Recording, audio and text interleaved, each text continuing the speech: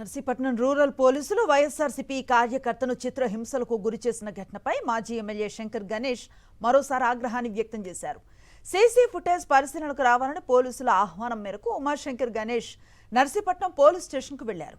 అయితే పోలీసులు విడుదల చేసిన సీసీ ఫుటేజ్ వాళ్లకు అనుకూలంగా ఉందని ఆయన మండిపడ్డారు.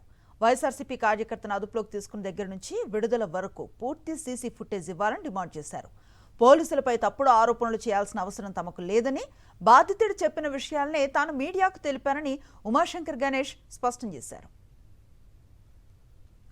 అక్కడ మన ఎవరైతే ఉన్నారో మన నాయకుడు నోకరాజు చెప్పిన దాని అంతా కూడా ప్రతి రికార్డ్ చేసాం. మేము హాస్పిటల్లో ఏం జరిగిందో మేము తెలుసుకున్నాం క్లియర్గా. అవన్నీ కూడా వీడియో ద్వారా పత్రిక పెద్దల ద్వారా తీసుకున్నాం. ఆయన చెప్పిన ప్రతిదీ కూడా ఆయన చెప్పింది ఏంటంటే ఒక కర్రకి జండుబాబు రాసి కొట్టారనేది చెప్పడం జరిగింది. బీర్జాల మీద తన్నారని చెప్పి చెప్పడం జరిగింది. ఇవన్నీ కూడా వాళ్ళు చెప్పిన దాని మీదే మేము ప్రెస్కి రిలీజ్ చేసాం సంగతి మీ ద్వారా తెలియపరుస్తాం. మేమేమంటున్నామంటే 7:30 తర్వాత కొట్టారు. ఇప్పుడు డిఎస్పీ గారిని అది చెప్పాం, సార్ మీరు 6:54 వరకు చూపించారు సీసీ ఫుటేజ్.